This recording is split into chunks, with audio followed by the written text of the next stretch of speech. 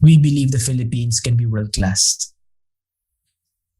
And we want to support Filipino businesses grow so that we can be world class. We win as our clients win. Hey guys, before we head on the rest of the episode, I'm sure some of you are wondering how we collab with brands here in the Richard Bautista Show. And with that, we use Podmetrics. If you have a podcast, sign up now at podmetrics.co and use the code TRBS. All caps. Again, that's TRBS. And in that little way, you can help to support the show as well. And if you're an advertiser who wants to collab with the Richard Bautista Show, head on over to advertiser.podmetrics.co and fill up the form. Again, that's Podmetrics, the easiest way to monetize your podcast.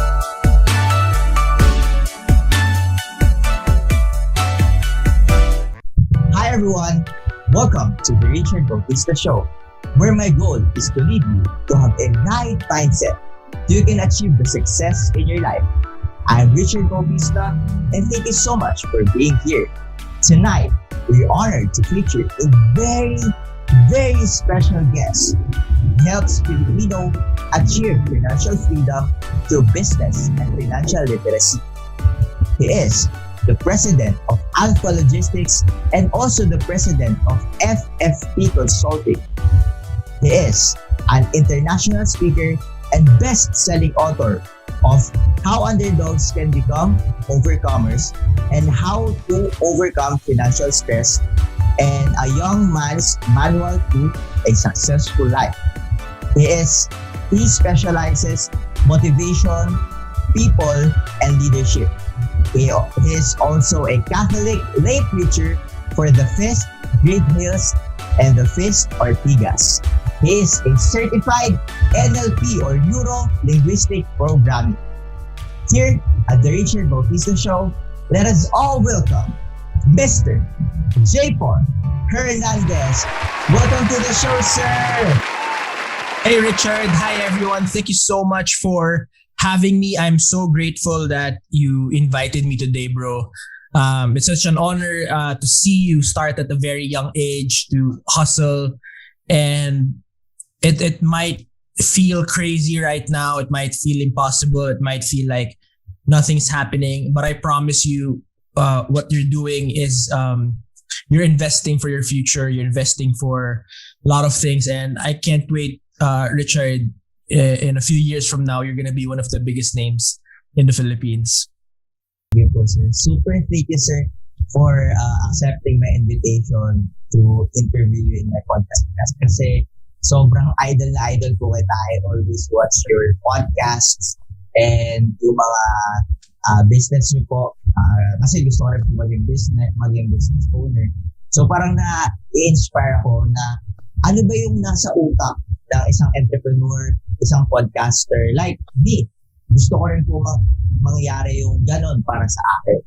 Diba? So, let's start our episode na po. So, first question, sir. Sure. What is your grind? Yeah, I have a lot of hats. I do a lot of things.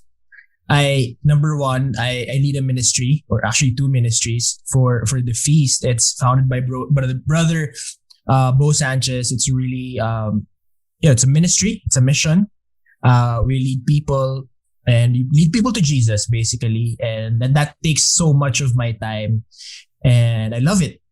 Everything is a blessing from God. Everything that I have, or my achievements, is just out of generosity from God and grace.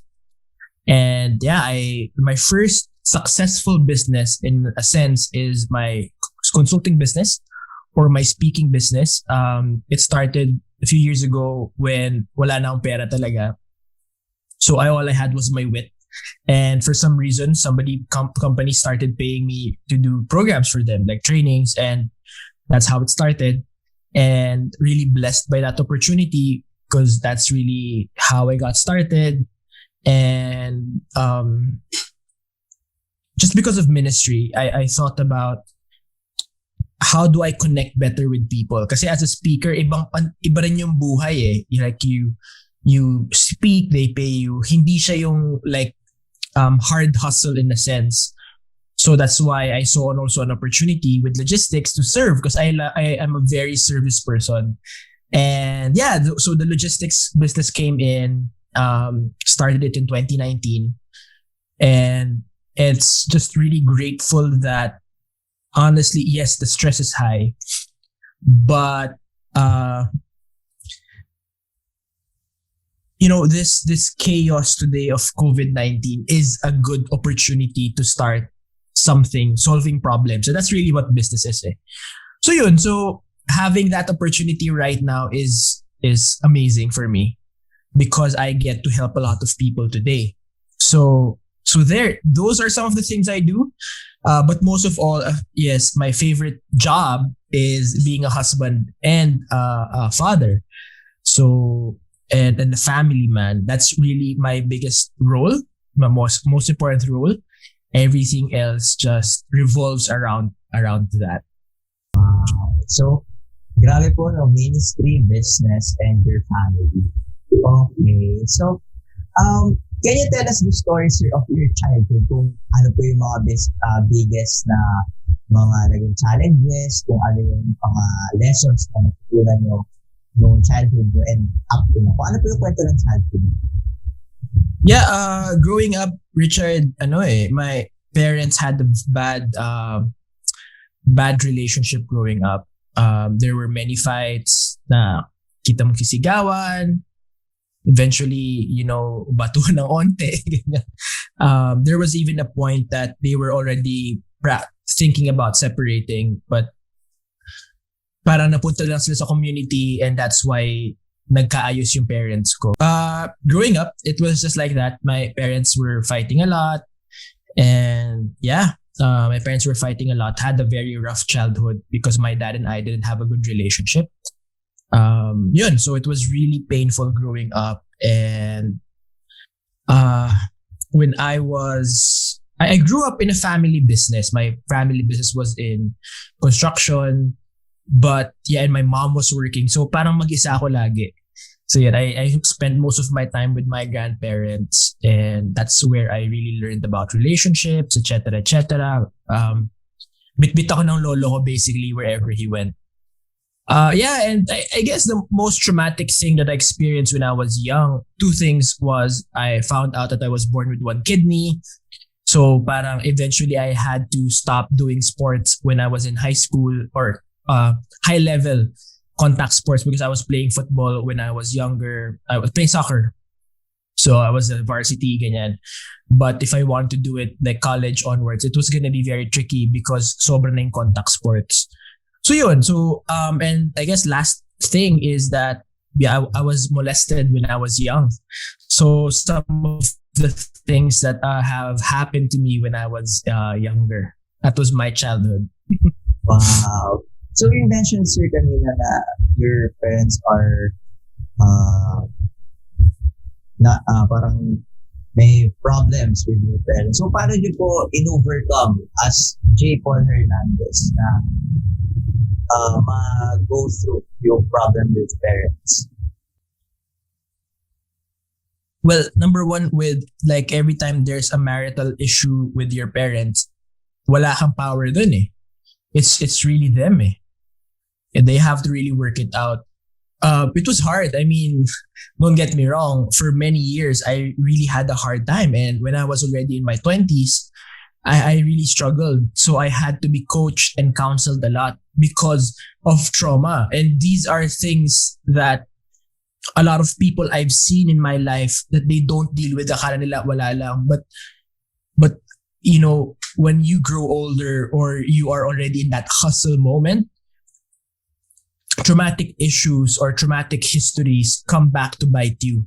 If you don't deal with it at a young age, you're gonna self-sabotage, or you will just won't have that, alam mo yung parang that Mamba mentality, that extra drive, because there's something inside you that is not working. So yun, but most especially the most powerful thing that change in our family is God. Talagang dumating, parang nakakilala kami sa community, sa Catholic community, ganyan. And my parents got back together. Slowly when I was younger, when I was in my teenage years, I also met God, and slowly healing came. It took a while, but what the healing gave us was an opportunity to put at least for me, to put myself in a place where my trauma does not hold me down, and I can fly to the moon. Parang basically, your past does not define your future, as quoted by Brother Bo, and it is like the episode that we just published with Joyce Spring, and yun eh. So yun talaga eh, na it's maturing in God and in life, and knowing that whatever your past was does not define you. Yes, it's a part of your life, and that's why I can share it to you very like casual sa podcast mo, bro. And just to, whoever your listeners are, I know they have issues in their family. And yun eh, parang kaya ngayon talaga, honestly, Richard, I'm so happy right now, because every time I get to talk about that my life today is such a blessing, that people don't know that I went through so much trauma, and I just want to say that because it's possible, not just for me, but for everyone, that there's grace, there's a blessing, there is opportunity and abundance for everybody. You just have to want it and open yourself up to it. Wow. So, parang ang nag-save po talaga sa inyo is si God. And finiface niyo po yung yung fear niyo, your traumas, parang mga ganun. So, sa naman po, sa sabi niya rin po kanina, may isang feed din po. May isang feed din po kayo. So, paano niyo po na-deal through yun na may parang isa lang yung feed ko, so medyo limited yung mga magagawa. So, paano niyo po na-deal through it? Oh man, it was actually one of the hardest things I had to deal with. I had to deal with the truth that I was believing in a lie that I wasn't complete, that there was always something wrong with me. So that was the lie in my head. So when I was younger, like high school, college, and early 20s, sinira ko yung buhay ko, umiinom, party, girls, ganyan. Because I felt that I was worthless. That ito na lang yung buhay ko kasi may kulang ka eh. And so syempre parang pahiya ka, pride mo, because you were someone, but then you were limited because of a genetic thing. But slowly, I had to embrace it. It took a while to heal. Number one, it was hard to forgive myself. I was angry at myself for something I did not do. You were just angry at the situation. So you dealing with it, forgiving yourself, forgiving the situation, forgiving, getting mad at God, forgiving Him. And it took a while. It took me until I was like 4 years ago, I think 29, when I started taking charge, and dun na ako nag-start mag-CrossFit, rebuilding my body, rebuilding myself, and now I'm stronger than ever.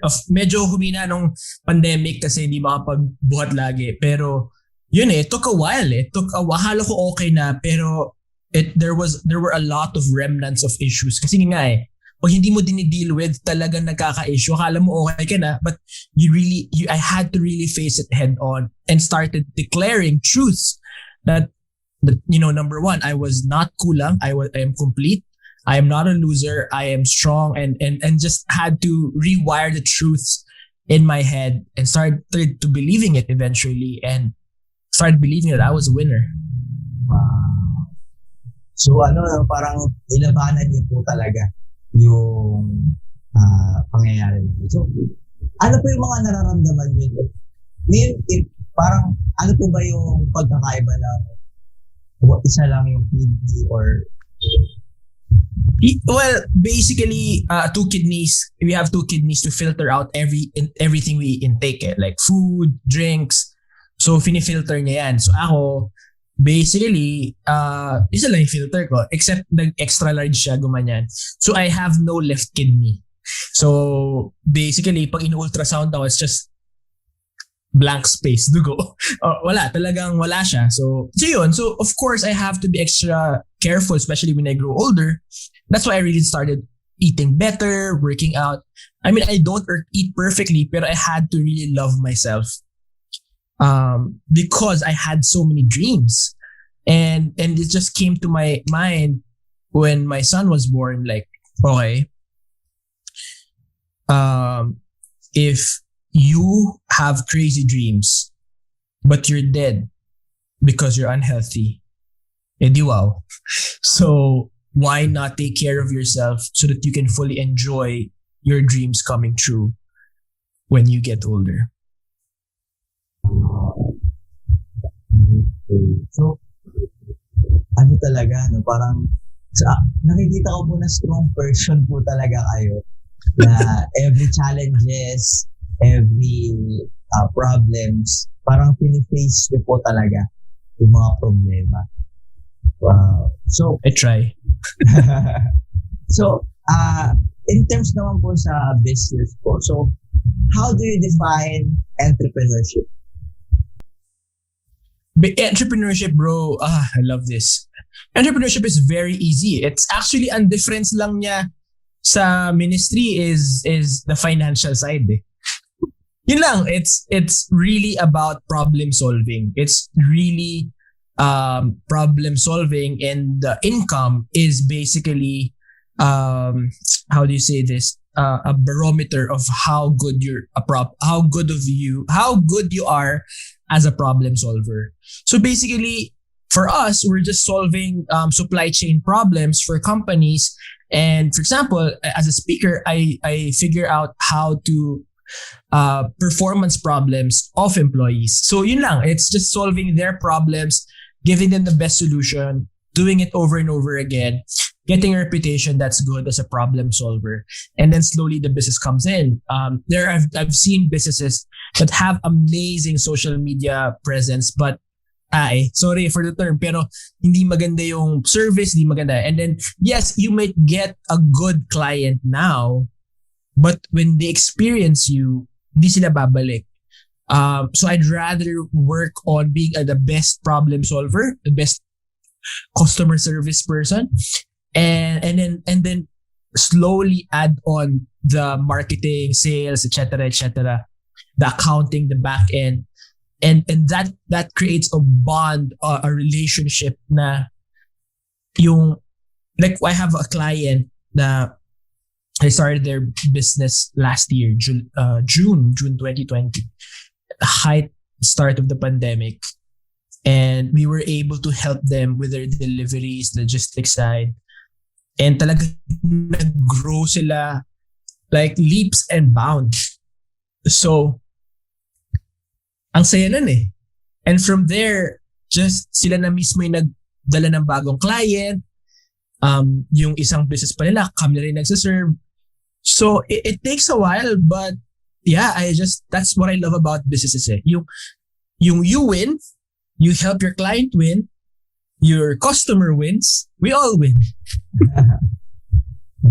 So, magkaparehas lang pala, para magkaparehas po ang ministry and entrepreneurship. Pinagkaiba lang po pala is yung financial side. Kasi yes, serving people. Yes.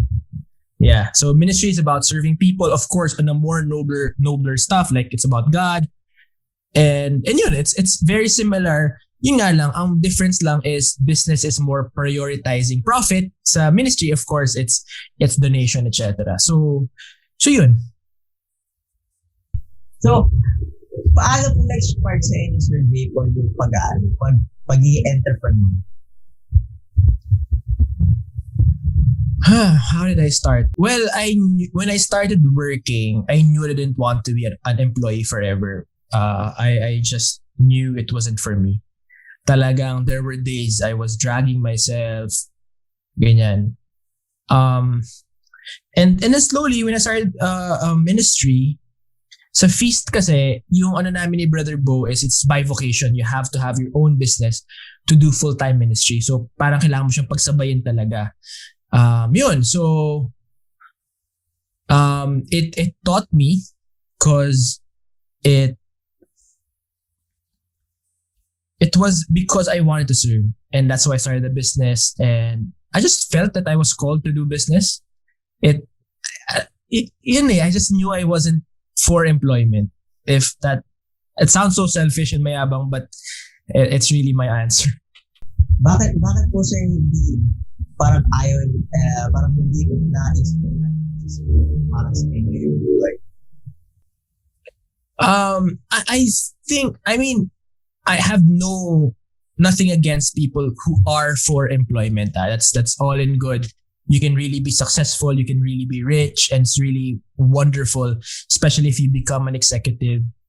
I just love the pressure. I love that stress, yung will it work or not, yung ganon. I love that. Dance, I love the game. So that's why I love entrepreneurship. I love that if you just really work hard for it, it can scale and grow. So yun, I'm just really, I guess, sobrang millennial na I just want to make my dent in this universe. I just want to, I'm sorry I'm being very candid here. I just want to try to like make a mark in this world. If it works, it works. If it doesn't, it doesn't. So yun. So, you love pressure po. So, yep. Nasabi niyo po na you love to make a dent in this world. So, paano, halimbawa, in legacy po, pag sinabing JPaul Hernandez, ano po yung gusto niyo parang pagkakakilala sa inyo ng tao? Pag sinabi po JPaul Hernandez. Man, dude, I want to grow old and be known to be one of the most loving people in the world. That I have not loved just through words, but also by action and help. I really want to be the most generous person I can be. You know, I want to retire. Well, I don't want to retire, but when I want to retire, knowing that I gave my employees a fighting chance of having their own homes, of getting out of poverty, helping families be happy, having people have a good life. And I don't need to be popular, but whatever God gives me, I just knew I was meant to love. That, yun nga eh, parang na-realize ko growing up, I had to go through what I had to go through to have a heart for people who are having a hard time. And be that friend to help them believe that anything is possible. Wow. That is very deep. Okay. So, sa ano sir, di ba, you started Alpha Logistics. So, paano po nagkaroon ng, ano po yung first idea niyo? Paano po nagkaroon ng spark na I will start this Alpha Logistics company? So, paano po nangyari?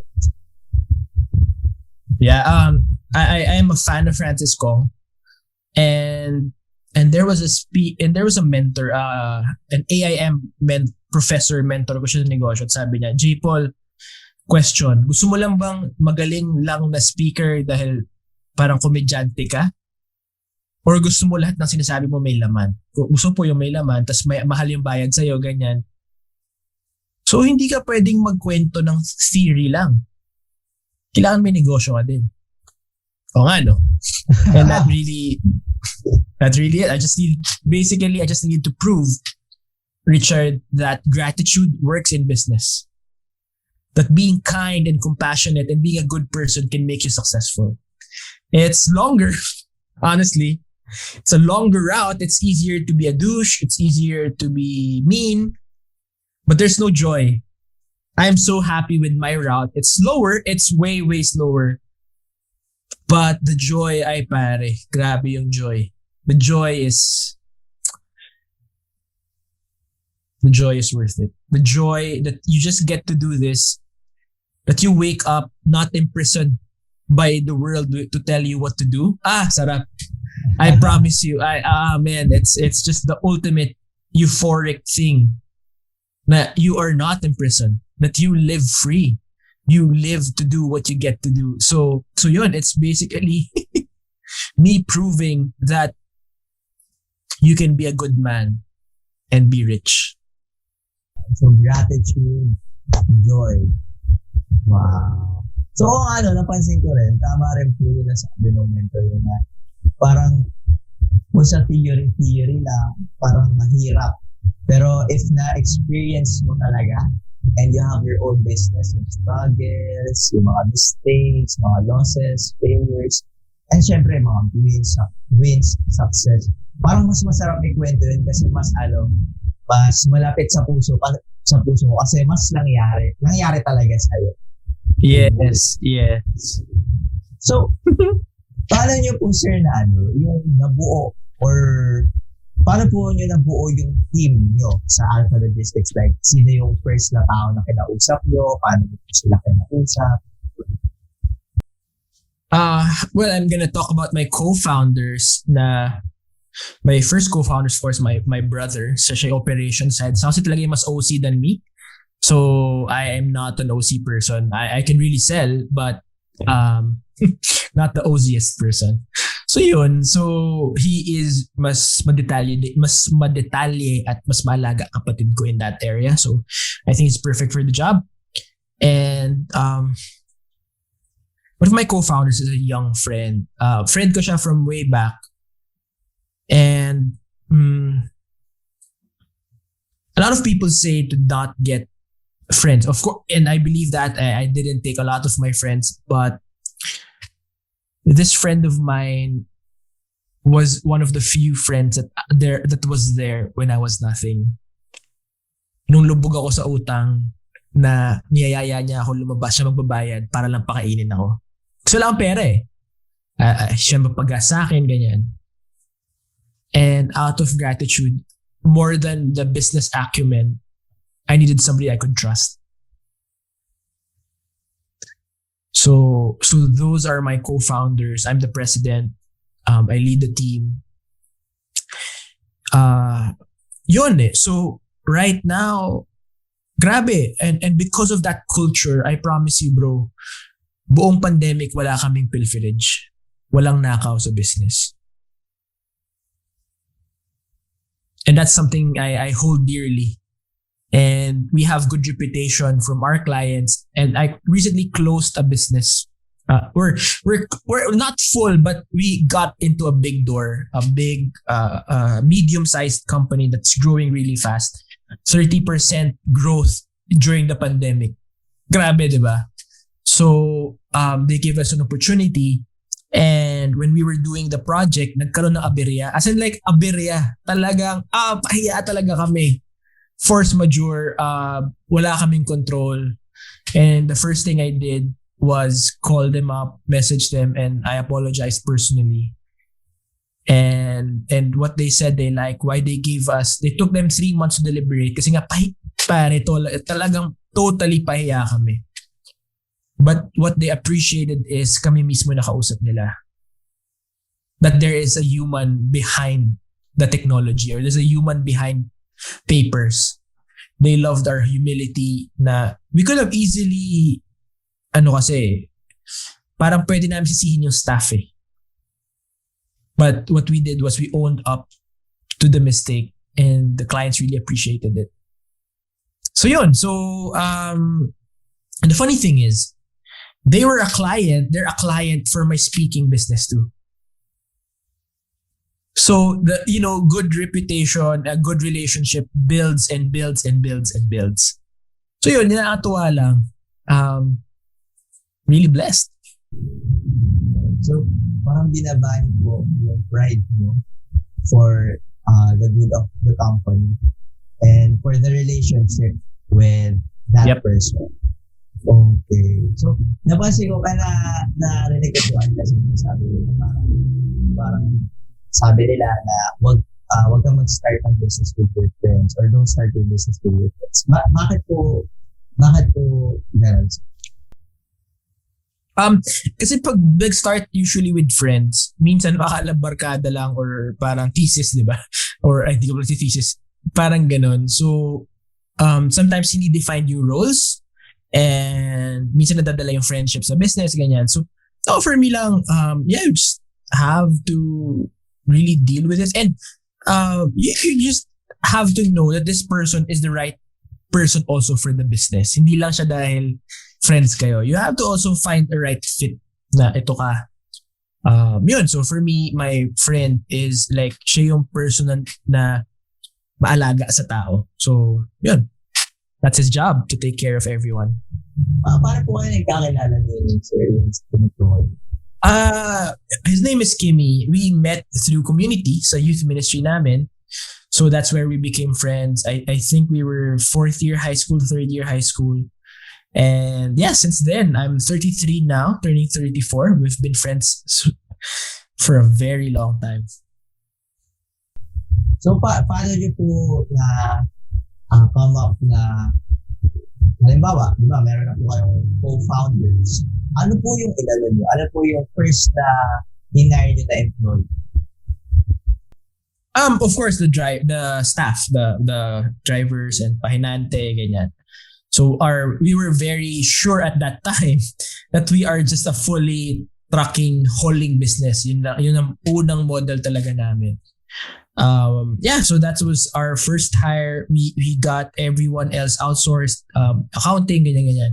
I mean, kasi medyo marunong na ako sa business kasi nag-speaking business na ako, and sa ministry, I handle a lot of money, etc. So at least sa Alpha, may training na ako. So it was easier for me to make a decision based on experience on how to start an organization, etc. Ano po yung ano po yung parang vision and mission ba tawag yung Alpha Logistics? Man, dude, we want to be the supply chain support. We want to help companies grow. Basically, ito yan. We believe the Philippines can be world-class.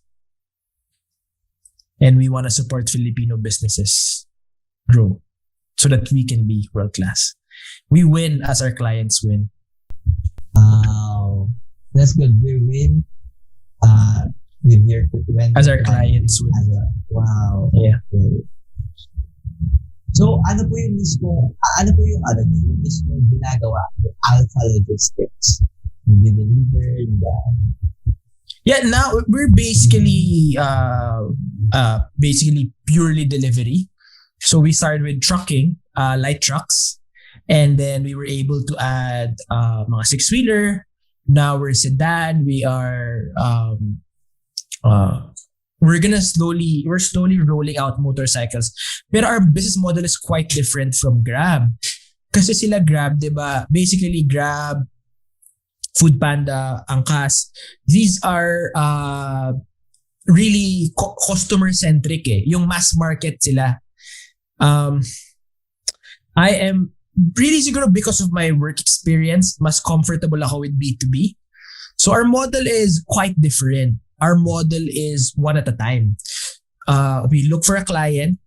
We become their delivery, their supply chain back end.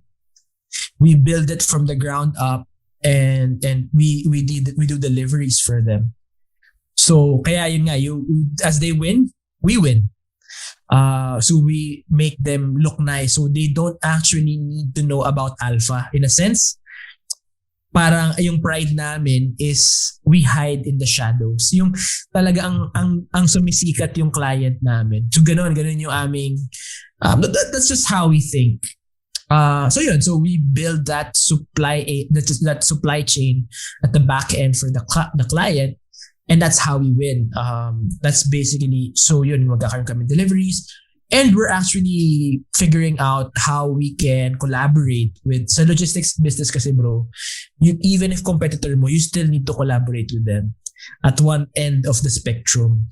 Kasi yung delivering from point A to point B, most of the time, it switches hands many times for you. Narimorder ka na sa Lazada, nag-add to cart ka from the factory in China, it must have changed hands or changed companies 5 to 6 times before dumating sa bahay mo. So we're just really figuring out that area na yung last mile delivery and the other side, the other areas of the deliveries process. We're trying to win it. That's where we are now. In the future, daming pwedeng mangyari. So parang yung sinabi niyo po na parang makakatulong na yung mga competitor. Like yung sinabi niyo po sa Facebook, yung sa Cebu Pacific and sa isang airline, na yung cargo po nila is nagtulungan po sila. Tama po ba? Yes. They have to or else lugi sila. So, yun. So magbibil lang sila, ganyan. May kita pa rin naman sila eh. So, kasi for example, in the industry, it's called LCL, less than container load or less than load, ganyan. So, kunyari, an airplane with a cargo airplane must be full in a sense. Kunyari, kailangan niya mag-carry ng 1,000 kilos. Kunyari lang para sulit yung biyahe niya. Paano pag 100 kilos lang na benta niya in opening? So, kaysa ibiyahe niya, lugi siya sa gasolina, hahanap na lang siya ng ibang cargo na yun na lang, yung 900, di yung 100 niya, doon niya na iano. So, yeah, so yun, so it's gonna be cheaper and better for everyone. So that's really how the business goes. So now we really are perfecting yung yung aming, how do I say this? From Metro Manila kasi base of operations namin to wherever in the Philippines. And then, yeah, same day delivery. Ang laki ng industry, ang laki ng growth eh. The logistics industry in the Philippines has a very high potential, especially now that people are going back in the provinces. So we're just really taking it one step at a time. And yeah, we're excited. Para nakikita ko po yung vision na sobrang magsasucceed po. Kasi ngayon, kasi sobrang na po natin, diba? Puro deliveries na po tayo. Like, nasa bahay ka lang, pwede ka na, through app, pwede ka na mag-order. And para mangyari yun, we need logistics company na. Yeah. Like, your company, like Grab, like, Lalamove. So, Yep. yung naisip niyo po ba yung Alpha Logistics? Ano po to? Pre-COVID or this COVID? Pre-COVID. It was a pre-COVID business. Wow. We just, it was really a fully trucking business. Ang problem lang, we had to switch sometime last year because majority of our clients closed down. Lugi. Because we were essential, but our clients were not. So we had to figure out how the business will work. So yun. So that's how we saw opportunity. We just saw na okay, ang daming truckers, ang daming Grab, ang daming lahat nawala ng trabaho.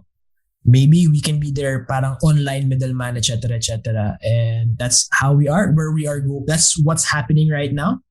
And it's fun because nga we are building relationships with companies instead of parang, i-book mo lang kami.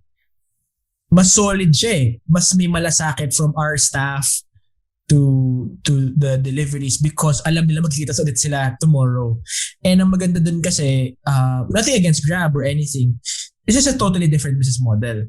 It's a bit more expensive, pero kasi, yun nga eh, may relationship na nabibuild. Hindi kinakabahan yung mga tao, we are actually mas expert kami sa fragile deliveries, sa specialty deliveries. So like, ang dami naming clients we serve that are cakes, kailangan refrigerated, kailangan may unboxing experience. So they have to pay premium for that. For example, kailangan kotse, ganyan. So yun yung parang what makes us special because we really take care of your worries. Hey guys, before we head on the rest of the episode, I'm sure some of you are wondering how we collab with brands here in the Richard Bautista Show. And with that, we use Podmetrics. If you have a podcast, sign up now at podmetrics.co and use the code TRBS. All caps. Again, that's TRBS. And in that little way, you can help to support the show as well. And if you're an advertiser who wants to collab with the Richard Bautista Show, head on over to advertiser.podmetrics.co and fill up the form. Again, that's Podmetrics, the easiest way to monetize your podcast.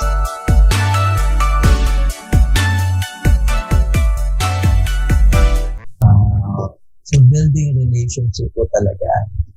So, as JPaul Hernandez, paano po kayo nag-build ng relationship sa mga customers, sa mga tao, like that? I think the biggest understatement or misunderstood value is listening and just being available. Because I think a lot of salesmen, they shove their product to the throat of a customer. But, a customer, even if he or she does not know what they want, they know the pain. So, I know what I just basically probe what the pain point is, what ganyan. And even sometimes, Richard, I tell them, sir, alam mo, parang hindi kami yung best company dyan. Kasi maglokohan tayo, parang I'll help you find a better company. Kasi in the long term, alala niya ako eh. Wait, alala ko si JPaul, tinulungan niya ako. Ganun. So yun. So it's really just finding out what do they really need. Ano ba yung pain point nila? Kasi sometimes, they think that's their problem. So we ask issue, ano ba po ganyan. Okay. Then sometimes, may malalaman na may proseso pala ang problema, ganyan. And there's a bigger problem uncovered that we can actually solve. That's even, dagdag business pa. So yun. So, it's fun. So, grabe. No? So, imbis na kunin nyo yung, halimbawa, hindi na fit para sa inyo yung, sabihin niyo po, hindi fit para sa inyo yung client. Parang hindi niyo po kinukuha, hindi niyo po kinuha sila para lang magkapera. Ang ginawa niyo po is tinulungan niyo po sila na magkaroon ng better experience dun sa ibang company na talagang mag-fit para sa kanila. Wow. Yep. Yeah. I mean, yes, you can get them. Pwede mo simplitin yung kliyente for one-time transaction eh. But what you want are long-term business partnerships na talagang taon ang nangyayari. And yun yung mga fulfilling talaga. Long-term relationships. Okay. Parang love life lang eh. So, doon po sa webinar niyo po, sa webinar po with Sir Alec and Sir Neil, nasabi niyo po na nagbabalak po kayo na mag-rebranding in your podcast. So, can you elaborate po kung paano transition yung gagawin niyo in rebranding in your podcast? Yeah, we're actually gonna publish it soon. We're gonna just like in JPaul Hernandez, we're gonna stop producing it for Podcast Network Asia. And I think on the last 3 or 4 episodes na record namin, and it's gonna be we're developing a totally new podcast. So I think I'm gonna use that JPaul Hernandez. Pag may in-invite ako sa talk, tas pwede ko i-promote yung talk na yun for public consumption. That's what I'm gonna do. So we're launching. Actually, the name of the podcast is Holy Sheep. podcast. It's really about God. It's gonna be talking about God really, and making it easy for people. It's making it understandable for people. And also talking about worldly stuff like this, business and God. Parang, yun nga, yun yung mga gusto, love life and God, or love life and Catholicism, business and Catholicism, mga ganon. So, it's gonna be, instead of interview, they actually thought that I would do better as a solo caster. So, yun. So, I'm gonna do solo casting, 15 to 20 minutes. It's really a grateful process. Kasi, ano din siya eh, because I have the feast. That's my main ministry. And I'm part of the Narrow Door as the Catholic person there. So it's an ecumenical podcast. Iba-iba kami religion. And then parang sinusulit, parang hinuhook ko lang with my reformatted podcast called Holy Sheep. Yun. So like for example kasi, kung si Joyce Spring yung guest ko, pinag-usapan lang namin si God and how God has provided for her life. So it's really putting that hope in people's heart during this crisis. And moving forward, there will be a lot of crises in the years and decades to come. And hopefully the Holy Sheep podcast can give a lot of hope to people. Wow. Oo nga po, napansin ko na yung mga episodes ko is with guests. So ngayon po, magsusolo casting na po kayo. And, so ano po mga topics?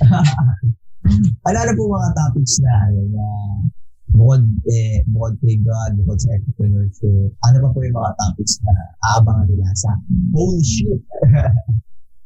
Yeah. I think it's like, for example, like Bible verses that you need to know up when you're down. Yung Bible verse that when you're hopeless, yung ganyan, heartbroken, yung mga ganun. We're still figuring it out, but it has to be fun eh. So basta it's fun. It's really the goal to give people, our listeners, give them a fun episode, fun experience. So we're figuring out how to make the episodes still, but I promise you it's gonna be fun, hopeful, and entertaining and educational in terms of like learning more about the faith, God, and living a full life. So TRBS fam, abangan natin ang new podcast ni Sir JPaul na The Holy Ship. Kasi sobrang ako mismo grabe dun sa podcast na the JPaul Hernandez show. Sobrang dami ko natutunan, as in sobrang favorite kong pakinggan yung podcast ni Sir JPaul kasi sobrang dami ko natututunan with the guests, with kay Sir JPaul mismo, na parang grabe, oo nga no, ito yung dapat gawin, ito yung mga hindi dapat gawin with that stuff. Pero sir, nasabi niyo po in your podcasts na you're an introvert. So, parang lagi po kayo may guest, plus medyo introvert po kayo. Paano niyo po na-deal sa sarili niyo na kailangan ko to gawin, kailangan ko mag-step in my comfort zone, na kailangan ko silang gano'n. Paano po? I guess it's really I really have to take care of myself every morning. Morning di ako nagre-reply sa tao. Like the first time, first hour I reply to people mga 9 a.m. na. Because I really have my morning to myself. If ever, I just check if there's an emergency at work. If there's none, I put my phone down na. That's basically it. And then I really meditate, I pray. I have a more quiet morning. I have coffee with my wife. So I really keep my morning super quiet. And then because I stopped working na mga 10 p.m. na, gano'n, dire-diretso na yan. I am already available to people. So yeah, and honestly, I love this. I love our conversation, but after this, I'm gonna be like tired. So yun, it's just that, it's just me. It's just my temperament, yung introversion, but that doesn't define me. So I just need to manage my energy. Kasi gift ko din yung communication eh. Kaya din napansin ko, the best way for me to market is to market like Gary Vaynerchuk. To do talks, to do podcasts, to do interviews, to just always be out there because hindi mo alam saan mapupunta yung sinasabi mo eh. And this is the gift that God gave me, so might as well use it. So yun. So there, that's really how it is. Paano po ba sir yung pagiging introvert yung parang nahihiya ba kayo sa mga tao? Pero I doubt sir na ganun kasi sobrang you're out there na talagang you talk to people. So paano po yung pagka-introvert? I mean, I really am. I am shy. I prefer quiet. I am the quietest person in the meeting. I only speak when I need to speak. So, it's like an artist when you go to stage, when you give a talk, you have to be quiet. It's like shift ka when you have to be on your A game. I like it because it gives me an edge because I have a lot of contemplation. So contemplation allows me to see the world in a different way. Kesa I'm always parang blabbering. I get to step back and see it from a different perspective. So it gives me an edge on speaking, on writing, etc., on the business. For example, instead of butting heads with people, I can listen first and ano bang problema talaga, ganon. So yun, but of course there are days na minsan mali siya na shucks at nagsalita na ako. Parang ganon. Because I just kept quiet. Yun. So may good and bad. It's just yun napansin ko lang ganun talaga ako eh. But yeah, I talk to people, I am with people. But my happy place is when I am quietly writing or studying. Wow. So sabi nga nila, mas powerful ang po talaga eh, ang mga introvert. Kasi hindi sila yung type ng person na salita ng salita, they listen. Sobrang sobrang mahilig silang mag-listen. And meron pong kwento nung dati na parang pag halimbawa yung mga introvert pag small talks, parang hindi nila masyadong gusto yung small talks. Mas gusto nila yung deep talks talaga na Malalim kagad. Malalim. Kaya napagkakamalan ako ng batang malandi eh. Kasi gusto ko deep talk eh, parang siyempre akala ng mga girls sobrang interested ako. But yeah, medyo curious human being lang ako about a person's story. Okay. So kaya si Alec na asarian minsan magchat ako. Kasi napapansin ko lahat. Sabi niya, visit ka, ganyan. Parang, it's my gift as an introvert eh. You see things differently. You see I think my introverted gift is I see patterns very clearly. Parang nakikita ko yung patterns ng tao, ng behavior. Not to judge, but to understand them for who they are. So yun lang. So yun. Parang but I mean, yeah, but I love extroverts because my brother and my co-founders are extroverts. I need to surround myself with people that are extroverts because they're better. Parang mas fun sila, and teams as a leader kailangan mo ng extroverts to really rally people, etc. Ako kasi I can do it like for a talk or pagka it has to be prepared. Yung ganon, hindi siya parang biglaan ganon. So that's why honestly I surround myself with extroverts who complete my weaknesses.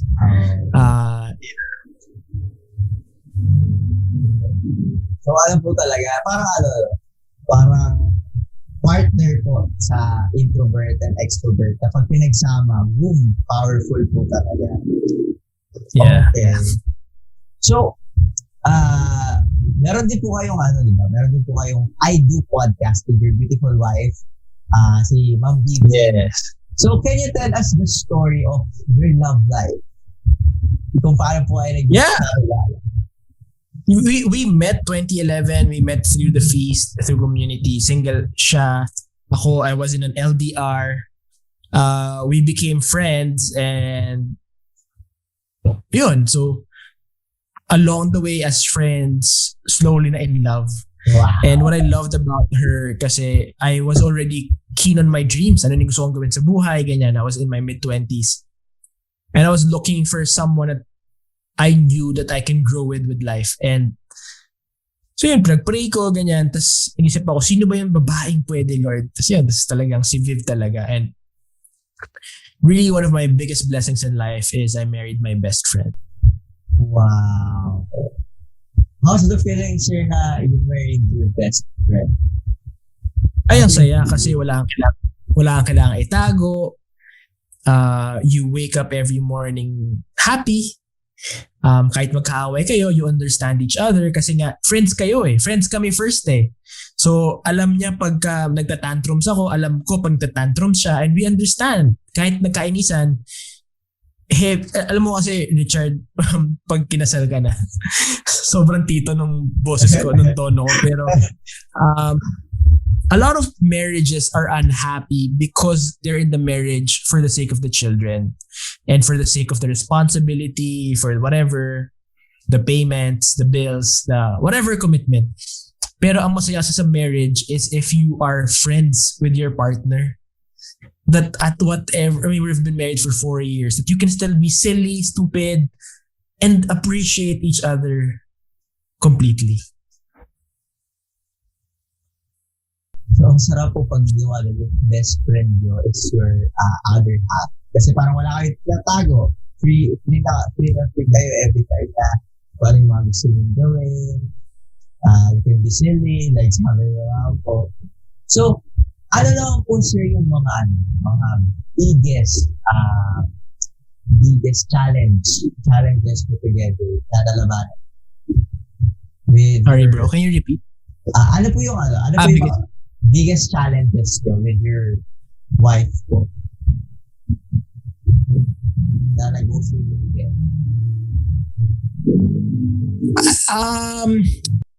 The biggest challenges we went through when my son was born, a week after nagkasakit yung asawa ko, and when we found out it was postpartum eclampsia, and it only happens to 5% of women, and most of the women who experience it dies. There was a time that I almost really lost her. So talagang it was really hard time for me. And sabi ko, diba, papakasal ako ulit. So, yun, nabuhay tuloy siya. It was really hard. She had to take meds for a while. But yeah, it's really a blessing. That's what I guess as a couple, that was the hardest thing we had to go through. Bata pa kami, bago pa lang marriage namin, tas ganun kagad. Yung, this is something you're supposed to deal with when you're old eh. Pero it showed us that the gift of life, that life is short. Na mamamatay ka talaga, so ba't mo sasayangin yung araw mo being stupid or the days of your life, and appreciate every single day. So ano po sir yung postpartum Eclampsia. Ang eclampsia kasi bro, ano siya eh, it's supposed to happen. If it happens, it's supposed to happen before you give birth. Tataas yung blood pressure mo, yung mga ganyang complications, and the cure is giving birth. Eh, nangyari sa wife ko, lumabas na. So, what happens is you get high blood, super high blood, and then organ failure, seizure, and death. So, my wife was like almost at seizure. So, parang ganun. Thank God po, no, na hindi yeah, it was really something big. So, from being single tapos married po with Miss Vivian and transition na po in your fatherhood with Gray. So, ano po yung feeling nyo nung nalaman nyo na magiging tatay na po? Well, pressure. Wala, paano ako papakainin to? But it's fun. I love being a dad. I love being Gray's father. And yeah, I just knew that I wanted to be the best dad I could be. So that was my focus. And yeah, it was hard at first because nobody really prepares you to be a parent. Pero oh, it works somehow.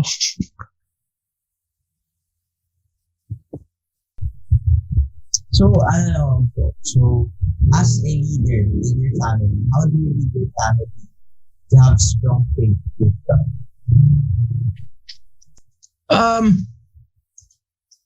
The first thing is really knowing that we belong to God. That He is king in our life. Na siya talaga, siya ang boss. That He owns the businesses. He owns the success. Pinigay niya lang to. So steward lang ako nito. And that removing that ego makes me free. So it's for me and my wife, loving God more than we love each other is one of the biggest blessings because nothing brings us down. And our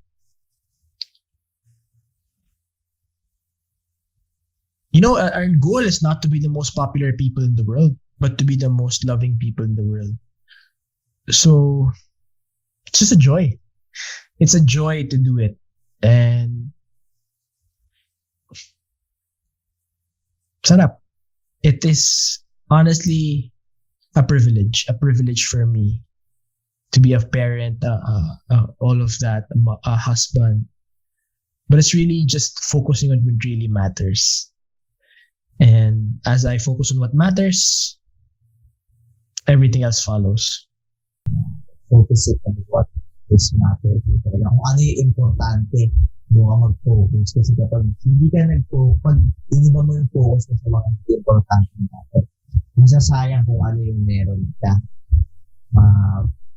Okay. So, di ba po nasabi niyo po na kasama po kayo sa tama po ba sa Rural Rich Club? Tama po ba? No, it's I'm a member. I learn from it. So, yun. So, kasi yung financial freedom ko si Brother Bo maraming tinuro eh. So, it's Brother Bo's business. I am just member. So, yun, I pay to be a member. They teach me about entrepreneurship, investments. So yun. So it's a membership program that educational ganyan. So yun. So that's it. It's just may affiliate marketing links lang din sila para bumawi din yung binabayaran mo. Paano po nagkakilala ni Brother? How did I meet Brother Bo? Because of the feast. It's because of the feast. And yeah, so siya founder. So eventually, yun, I was mentored, etc. And my leader said, "Uy, may potential ka." So yun, naging pagkakilala kami doon. And yun, he's my ninong and my leader and my mentor. My ninong sa kasal, I mean. So ano po feeling, sir, na your mentor is Brother Bo? Ano po yung feeling na mentor niyo siya, ninong po siya, nakilala niyo po siya? Man, so privileged. Well, privileged because other people are vying, nagpag-away for his time, and he's just a text away. But also fun because he's a very normal person. Yun. But what I love about his humility is that it teaches me humility to be generous to others, to pay it forward. for me, for example, to the next generation, to be as generous and kind to those who are coming after me because I stand on his shoulders. It was easier for me kasi tinuro niya na sa akin yung pinagdaanan niya eh. So I just had to, okay, ito pa yung don't be stupid, ganyan. So yun, so how do I repay him? Do the same to others. Do the same to the next generation. Forward. So nakita ko po sir dun sa Facebook na parang nag-travel po kayo together with Brother Bo sa Jerusalem po ba yun? Yeah. So he has, before the pandemic, he has yearly pilgrimages to the Holy Land. So yun. So he brought me one time, I think 2019, as parang to help him. So I was giving talks and just giving reflections. So it was my first time in the Holy Land and it's really blessed. So beautiful. Ano po yung experience niyo dun sir na ano po yung mga napuntahan niyo? Well, masarap ang pagkain. Kamukha nila si Gal Gadot lahat.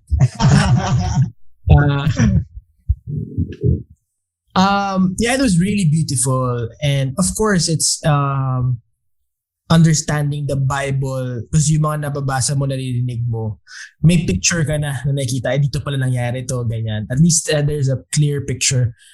And focusing on just being, appreciating God more and really favored to have that opportunity. I mean, there was a time, nagbigay kami ni Brother Bo ng talk sa doon. And parang grabe it's just the privilege to preach where Jesus preached. Parang, ibang joy. So, it's memorable. So yun, it's talagang, one of my best memories. So, grabe na parang sobrang sarap sa feeling kasi sa Jerusalem, makikita mo yung mismong pinangyarihan ng sa Holy Land, kung saan nangyari yung mga nangyari kay God. So napansin ko rin po sir na parang mahilig po kayo mag-travel and mag-photograph ng mga galing mo mag-research Yes. I really honor you for that. Yeah, a lot of people know that. So, alam po sir yung pinaka-favorite place na napuntahan niyo? Favorite place I've been to is hirap sagutin na gusto kong puntahan. I love a lot of places. But I guess Bali and Morocco. Bali because that's where I had my honeymoon. So it's gonna be forever meaningful to me. It's gonna be forever beautiful. Morocco because sobrang magical makita yung Sahara Desert.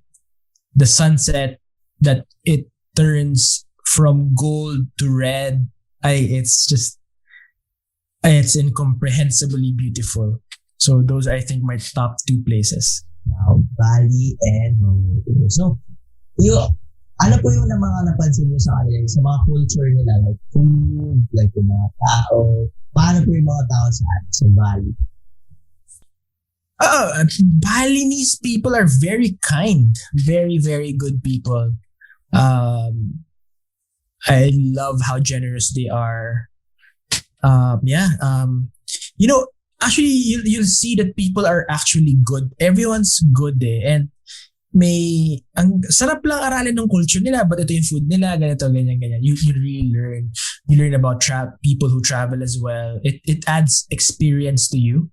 It makes you a more mature person, I guess. And you appreciate what you have. Yeah. You appreciate kung ano yung meron ka. Kasi makikita niyo po yung differences with other culture, with our culture. Yeah. Okay. So ano po sir yung napuntahan yung first na napuntahan yung outside of the country or yung first travel na napuntahan nyo na malayo? Outside the country. Or kahit dito po sa, yung pinaka-favorite na napuntahan nyo po. Na, Okay. Yeah, for me, I know, whatever happens, Baguio boy ako. Talagang love ko pumuntang Baguio.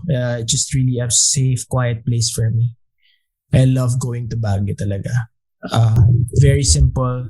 Kahit humiga lang ako doon sa Baguio ako, it anchors a good memory for me. Baguio. Baguio. Simpleng tao lang ako. So Baguio is like, really makes me happy. Baguio. So, in photography naman po, sir, paano po kayo nag-start? Or paano po kayo natutong mag-photography? Gusto kasi mag-picture ng magandang babae dati, ganyan. Bakit nga ba? I don't know eh. One time, may friend ako may camera, tapos sabi, patry naman. Tapos, yung ganda nito, parang saya pala niya. So, nag-self-study ako. It was actually my first business. When I was employed, I tried events photography. Okay siya. Kaso parang na-realize ko, hobby ko lang to. Tapos laki na ginagastos ko. Hobby na lang siya forever. It makes me happy. I don't want the pressure. Tapos yun, I just really enjoyed, kept it going. Yun, so until now, pag nagta-travel or whenever the photos, yun. Actually for business, di alam ng mga tao. Ako yung kumukuha ng mga photos for the business eh. So, yun. So, yun lang. A little stuff. Because I really love photography. Yun. To self-study, I like taking landscapes and portraits. But now, dati no single landscapes. Nung nagka-girlfriend at nagka-asawa, naging portraits. Kasi ang sarap ng picture ng tao. So, yun. Ito nga po, ang gaganda ng mga angles, mga shot. Lalo na po sa mga tao, yung portraits. Like, na-capture niyo po talaga yung mga candid moments nila na parang yung emotions ng tao na capture niyo po. Parang nakakausap sa akin, parang nalalaman ko kung ano yung feeling, yung nafe-feel nilang dalawa or yung mga tao in that moment. So, ano po yung pinaka-favorite na photograph niyo po in your photographing moments?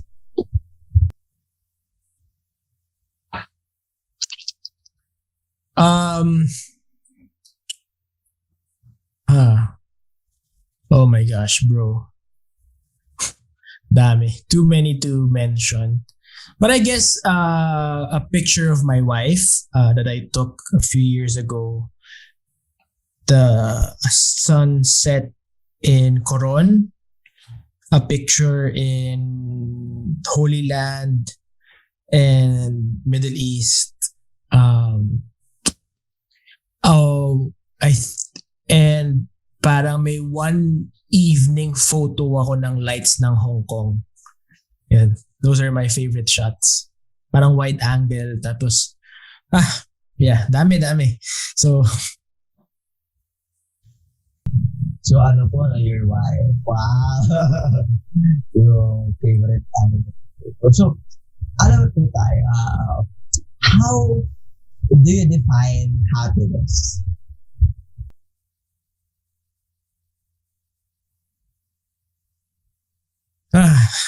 Happiness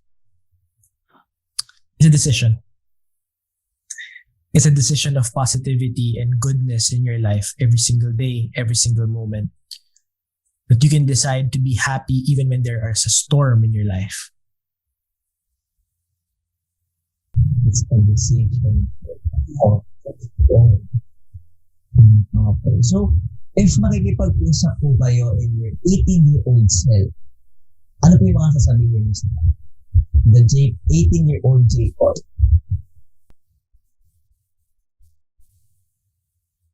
Sayang oras at pera sa lahat ng nilalandi mo. You're not a failure. You're not a failure. You are not a mistake. You follow your dreams because dreams come true. That is very deep. Okay. So, grabe sir. Thank you so much. Thank you so much Sir JPaul for sharing your life with us. Sobrang dami kong natutunan about life, about God, about entrepreneurship. Grabe. As in. So, can you please invite them in your socials?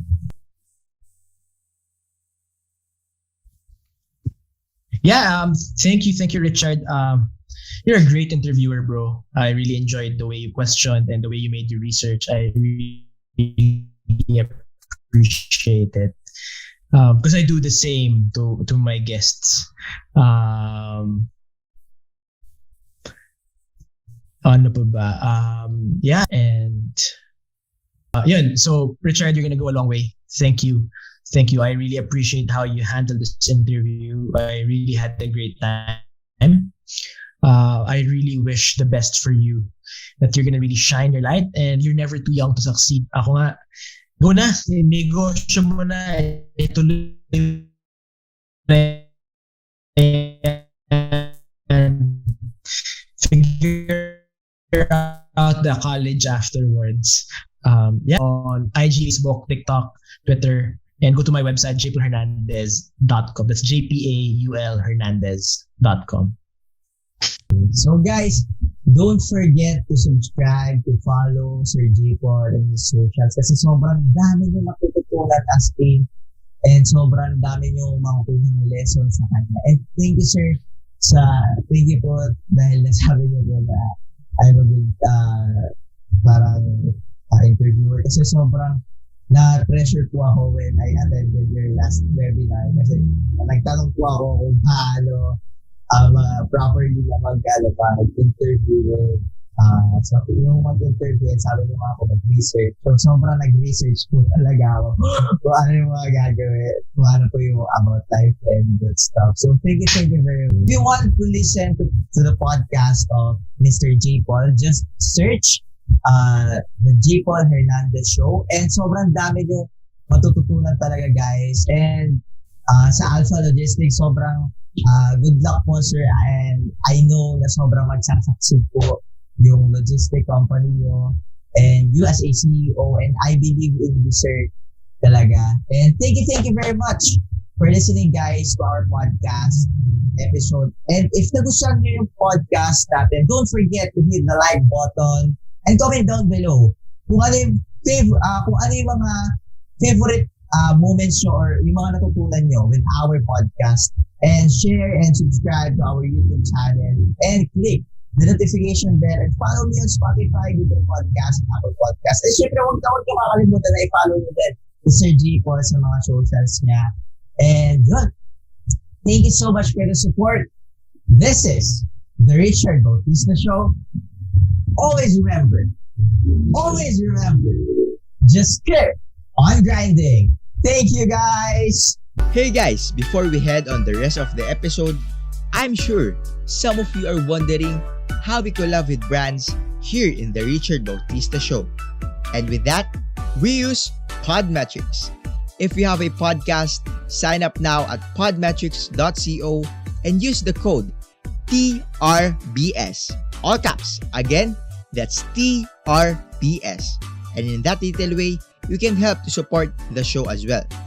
And if you're an advertiser who wants to collab with the Richard Bautista Show, head on over to advertiser.podmetrics.co and fill up the form.